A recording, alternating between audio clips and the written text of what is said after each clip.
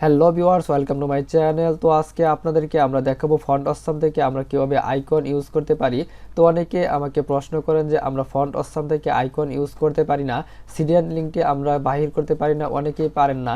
তো সিডিএন লিঙ্কটি কিভাবে আপনারা বিএস কোডটিতে সেট আপ করবেন এবং সিডিএন লিঙ্কটি কানেক্ট করে কিভাবে আপনারা ফন্ট অসাম থেকে আপনারা কিভাবে আইকন আপনাদের ওয়েবসাইটে ওয়েব পেজে আপনারা ইউজ করবেন, তো সেটি আজকে দেখিয়ে দেবো।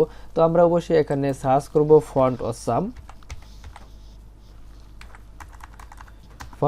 সিডিএন লিখে এখানে সার্চ করব। সার্চ করার পর তো অবশ্যই এখানে দেখতে পারবেন প্রথম একটি লিঙ্ক আছে, এটিতে আমরা ক্লিক করব। এটিতে ক্লিক করার পর অবশ্যই আমরা ফন্ট অসাম ওয়েবসাইটটিতে চলে যাব। তো আমরা নিচ দিকে স্ক্রল করব।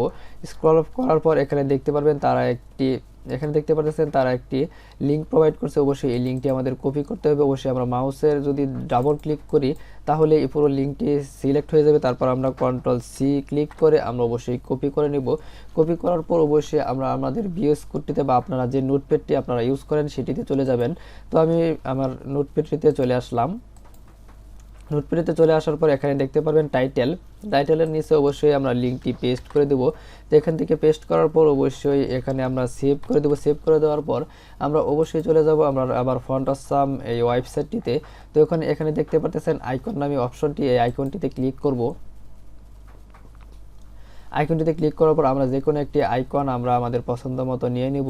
তো অবশ্যই আমি একটি এই আইকনটিতে আমি একটি ক্লিক করলাম। ক্লিক করার পর অবশ্যই একটু ওয়েট করবেন, আমরা একটু লোডিং নেবে। লোডিং নেওয়ার পর এখানে চলে আসবে। চলে আসার পর এখানে দেখতে পারতেছেন এখানে মাউসটি নেওয়ার পর এখানে কপি HTML লেখা আসছে। তো এখানে একটি ক্লিক করার পর অটোমেটিকলি কপি হয়ে যাবে। তো তারপর আমরা আবার চলে যাব এই নোটপ্যাডটিতে, আমরা বিএস কোডটিতে চলে আসলাম।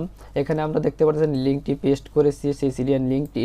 তো এটি এখানে আমরা টাইটেলের নিচে অবশ্যই হেডের উপরে অবশ্যই আমরা এখানে অ্যাড করব।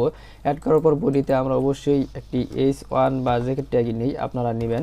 নেওয়ার পর অবশ্যই আপনারা এখানে দেখতে পারতেছেন এখান থেকে আমরা আইকনের এইটা কপি করে নিলাম। তারপর এখানে দেখতে পারবেন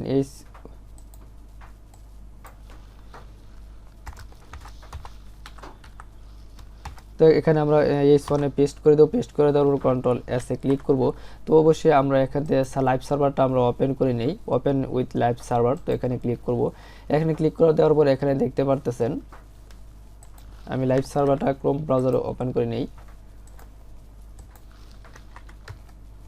এখানে দেখতে পাচ্ছেন আইকনটা চলে আসছে। তো আপনারা এভাবে আপনারা যে কোনো আইকন ফন্ট অসাম থেকে আপনারা ইউজ করতে পারবেন। তো অবশ্যই আমাদের ভিডিওটি ভালো লাগলে একটি লাইক করে দিবেন এবং চ্যানেলটি সাবস্ক্রাইব করে দিবেন। নতুন নতুন ভিডিও পাওয়ার জন্য সকালের আগে অবশ্যই চ্যানেলটি সাবস্ক্রাইব করবেন এবং অন্যদেরকে শেয়ার করে দিন যাতে সকলে ভিডিওটি দেখে উপকৃত হয়। তো আজ এই পর্যন্তই, সকলকে ভিডিওটি দেখার জন্য ধন্যবাদ।